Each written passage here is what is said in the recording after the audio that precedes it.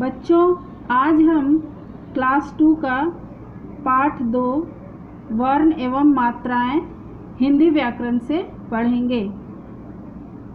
पहला पाठ हमने आपको पढ़ा दिया था। आज हम दूसरा पाठ पढ़ेंगे जिसमें वर्ण एवं मात्राएं हैं। तो जब हम बोलते हैं तो हमारे मुख से जो ध्वनि यानी आवाज़ निकलती है वह वर्ण कहलाती है। वर्ण यानी अक्षर।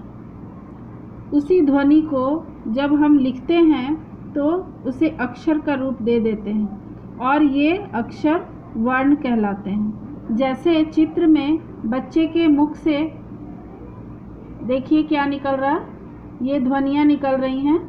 बुआ, जिसमें ब, उ और आ, ये 3 ध्वनियाँ हैं और इन तीनों ध्वनियों को जब लिखा गया तो वह इस प्रकार है। तो ये 3 वर्णों को जोड़कर बना है और इन तीनों वर्णों से एक शब्द बना जिसे बुआ कहते हैं। तो ये बच्चा बुआ कह रहा है। इस प्रकार मुख से निकली हुई ध्वनियों को हम वर्णों के रूप में लिख सकते हैं। तो आप समझ गए होंगे कि मुख से निकली हुई ध्वनि यानी आवाज़ को जब हम लिखते हैं तो उसे वर्ण या अक्षर कहा जाता है। वर्ण की परिभाषा इस प्रकार है। उस छोटी से छोटी ध्वनि को जिसके टुकड़े ना हो वर्ण कहते हैं। इसका मतलब है वर्ण सबसे छोटी इकाई है भाषा की। वह सबसे छोटी ध्वनि है यानी आवाज़ है। उसको और तोड़ा नहीं जा सकता, उसके और टुकड़े नहीं किए जा सकते हैं। जैसे अ, आ, हर्षई आदि। ये सारे वर्ण जो आप देख रहे हैं ये ध्वनि चिन्ह हैं यानी ध्वनियों आवाज़ों को अक्षरों में पिरोया गया है और इन्हीं से धीरे धीरे हम क्रम में सारे अक्षरों को, सारी ध्वनियों को लिखते जाते हैं तो उन्हें हम वर्णमाला कहते हैं यानी वर्णों की माला। वर्णमाला जिसे अल्फ़ाबेट भी कहते हैं। अब आप सोच रहे होंगे वर्णों की माला तो वो फूलों की माला की तरह नहीं होती है। वर्णों की माला का मतलब है वर्णों को क्रमबद्ध यानी एक के बाद एक क्रम में, लाइन में समूह को जो लिखते हैं उसे वर्णमाला कहते हैं। जैसे आप फूलों की माला बनाते हैं तो एक के बाद एक माला गूंथते हैं। उसी प्रकार अक्षरों को एक सही क्रम में एक के बाद एक लिखने को ही वर्णमाला कहते हैं। वर्ण के भेद। अब वर्ण के भेद यानी काइंड्स ऑफ लेटर। हिंदी भाषा में, आप हिंदी भाषा पढ़ रहे हैं ना, तो हिंदी भाषा में वर्ण के 2 भेद होते हैं यानी 2 तरह के अक्षर होते हैं।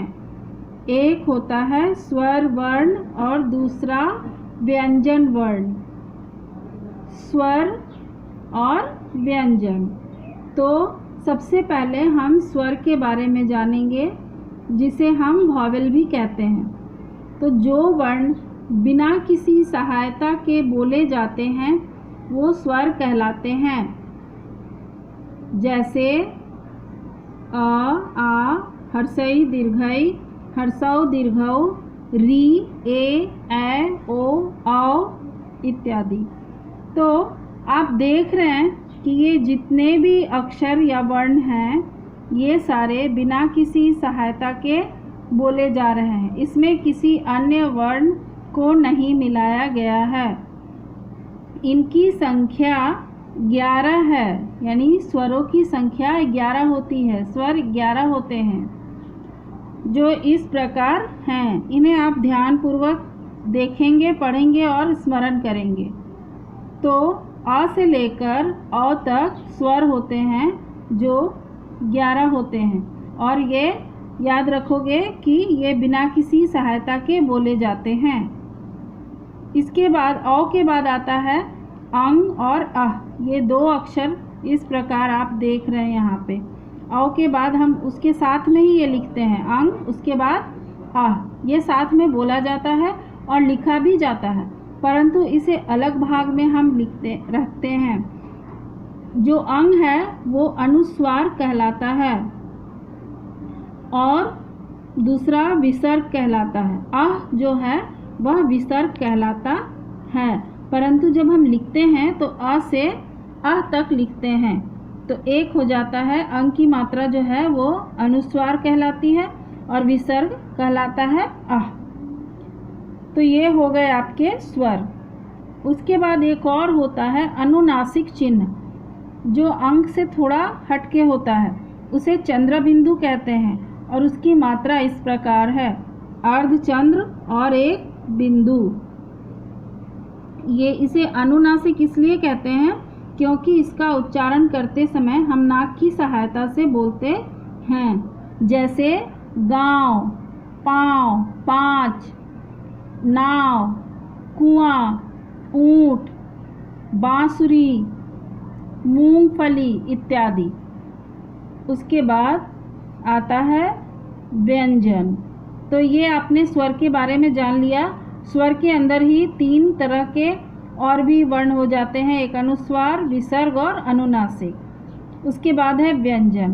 तो आप ये जान लें कि ये जो दूसरा तरह का ये वर्ण हो, व्यंजन वर्ण, यह वर्ण स्वर की सहायता से बोले जाते हैं, अर्थात इन वर्णों में स्वर मिले होते हैं, इसलिए इन जो व्यंजन कहलाते हैं। हिंदी भाषा में व्यंजनों की संख्या 33 यानी 33 है। ये व्यंजन इस प्रकार हैं।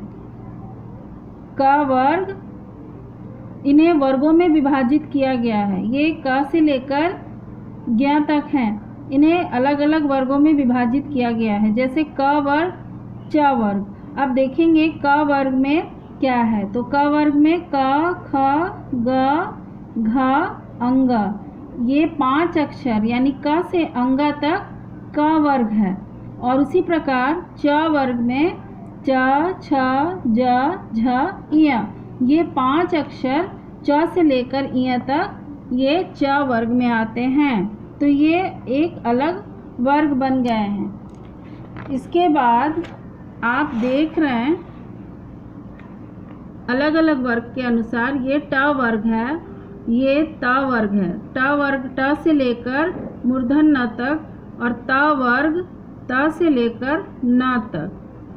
प वर्ग प से लेकर म तक। तो हर वर्ग में 5-5 अक्षर हैं। उसके बाद आते हैं अंतस्थ व्यंजन। ये अंतस्थ व्यंजन जो है वो य, र, ल और व है। इसके अंदर 4 अक्षर आते हैं, य से लेकर व तक। इन्हें अंतस्थ व्यंजन कहते हैं क्योंकि इनका उच्चारण स्थान अलग होता है। उसके बाद आता है ऊष्म व्यंजन। ये भी 4 अक्षर हैं। पहला है तालव्य श, मूर्धन्य श, दंत श और ह। ये 4 वर्ण जो हैं ये ऊष्म व्यंजन कहलाते हैं क्योंकि इसका उच्चारण करते समय हमारे मुख से गर्म हवा बहुत तेज घर्षण के साथ निकलती है, तब इनका उच्चारण होता है, इसलिए इसे ऊष्म, ऊष्म मतलब गर्म, ऊष्म व्यंजन कहते हैं। इसके अलावे कुछ और भी तरह के व्यंजन होते हैं जो इस प्रकार हैं, दिखाए गए हैं। उसमें एक होता है उत्क्षिप्त व्यंजन। उत्क्षिप्त व्यंजन को भी हिंदी भाषा में स्थान दिया गया है। इनका भी उच्चारण कहीं कहीं पर होता है। इनसे बने शब्द होते हैं जैसे सड़क, उसके बाद सीढ़ी, पढ़ना, इस तरह से। उसके बाद होता है संयुक्त व्यंजन। संयुक्त का मतलब होता है जुड़ा हुआ, यानी जिन व्यंजनों में 2 व्यंजन जुड़े होते हैं वैसे व्यंजनों को संयुक्त व्यंजन कहते हैं और ये 2 व्यंजनों के योग से बने होते हैं, यानी उनके मिलने से। तो ये व्यंजन इस प्रकार हैं। इनको हम 4 देखते हैं, छ, त्र, ज्ञ और स्र। अब आप देखेंगे कि छ में 2 अक्षर मिले हुए हैं, क और मूर्धन्य श।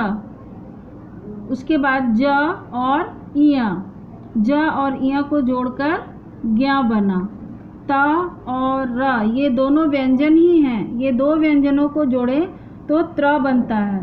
तालव्य श और र ये भी दोनों व्यंजन हैं, इन 2 व्यंजनों के योग से स्र बनता है। तो ये जो बना ये हो गया संयुक्त व्यंजन। तो बच्चों ये आपने समझ लिया कि 4 तरह के संयुक्त व्यंजन हैं, छ, त्र, ज्ञ और स्र। उसके बाद आता है मात्रा। हमने स्वर वर्ण तो पढ़ लिया। स्वर वर्ण पढ़ने के बाद अब उसके बारे में हम और जानेंगे, क्योंकि स्वर वर्णों से ही मात्रा संबंधित होती है। हिंदी भाषा में व्यंजन के साथ स्वर मिलाते समय जो चिन्ह जोड़ा जाता है उसे मात्रा कहते हैं। अर्थात जब हम व्यंजन के साथ स्वर को मिलाते हैं तब स्वर का रूप बदल जाता है और बदले हुए रूप को मात्रा कहा जाता है। जैसे आप यहाँ देख रहे हैं फूल, फूल में फ में उ और ल है।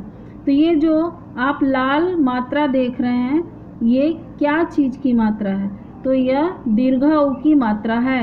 दीर्घ उ को जब हम फ यानी व्यंजन के साथ मिला दिए तो उसका रूप बदलकर ऐसा हो गया। और ल में तो अ मिला हुआ है, अ की कोई मात्रा नहीं होती है और वह हर व्यंजन के साथ मिला होता है जिसमें कोई मात्रा ना हो। तो इसलिए जब हम कोई व्यंजन लिखें तो उसके साथ अ अपने आप आ जाता है। आप उच्चारण करते समय ध्यान दे सकते हैं कि जब आप कुछ भी अक्षर बोल रहे हैं तो उसके साथ अ स्वयं आ जाता है। इसलिए जब इसको विच्छेद करके लिखेंगे तो उसमें अ आ जाता है। उसी तरह से आप देख रहे हैं किताब, किताब में क में ई, त में आ, ब में अ, किताब। तो ये सारे जितने भी आप देख रहे हैं ये सब व्यंजन और स्वर को मिलाकर बना है। और आप जो लाल मात्राएं देख रहे हैं वो स्वरों का बदला हुआ रूप है। तो ये रंगीन चिन्ह ही मात्रा है। और अ के अतिरिक्त स्वर के सभी अक्षरों जो भी हैं सबकी मात्राएं होती हैं, सबका मात्रा चिन्ह होता है। ये आप जो नीचे की तालिका देख रहे हैं उसमें आप स्वर और उसके बदले हुए रूप यानी उनकी मात्राओं को देख रहे हैं और वो किस प्रकार मात्रा के साथ बनने वाले व्यंजन हैं और उनसे बनने वाले शब्द हैं। ये इधर भी आप इन्हें देख सकते हैं। ये सारे वर्णों की, स्वर वर्णों की मात्राएं हैं और किस तरह वो व्यंजन में लगते हैं और किस तरह उनका रूप बदलकर वो शब्द बनते हैं। तो इन्हें आप अच्छी तरह से ध्यान से पढ़ेंगे और देखेंगे। इस पाठ के विशेष जो ध्यान देने योग्य बातें हैं वो इस प्रकार हैं। अ स्वर की ध्वनि सभी व्यंजनों में मिली होती है, जैसा कि मैंने अभी बताया आप लोगों को। अतः अ की कोई मात्रा नहीं होती, वो बिना मात्रा वाले शब्दों में भी मिली होती है। अंग अह वर्ण न तो स्वर होते हैं और न ही व्यंजन, अतः इन्हें अयोग वा कहा जाता है। हिंदी भाषा में कुछ उर्दू वर्णों जैसे फ, ज आदि तथा अंग्रेजी भाषा के अ वर्णों को भी शामिल किया गया है। ये बात बहुत ध्यान देने लायक है, इन्हें आप अच्छे से ध्यान दोगे, क्योंकि अंग्रेजी वाले जितने भी शब्द होते हैं उन्हें जब हम हिंदी में लिखते हैं तो उसमें अ का वर्ण यूज़ होता है, जैसे डॉक्टर, कॉलेज इत्यादि। और र के साथ जब उ, हर्ष उ या दीर्घ उ की मात्रा को लगाते हैं तो इनका रूप बदलकर इस प्रकार हो जाता है। जब र में हर्ष उ की मात्रा लगाएंगे तो इस प्रकार, और र में दीर्घ उ की मात्रा लगाएंगे तो इस प्रकार लिखेंगे। तो ये बहुत समता वाले हैं, इनको आप ध्यान से देखोगे, इनका अंतर आपको पता चल जाएगा। तो इसको आप ध्यान दोगे। स्वर के बिना व्यंजन को लिखने के लिए व्यंजन के नीचे टेढ़ी रेखा लगाई जाती है जिसे हलंत कहते हैं। इससे ये पता चलता है कि ये अक्षर स्वर के बिना है और इसे आधा अक्षर कहते हैं। तो अब बच्चों आप इन विशेष बातों पर विशेष ध्यान दोगे, अच्छे से इसको स्मरण करोगे और इनके अभ्यास प्रश्न भी बनाने का प्रयास करोगे। इन्हें अपनी उत्तर पुस्तिका यानी कॉपी पर लिखोगे। धन्यवाद।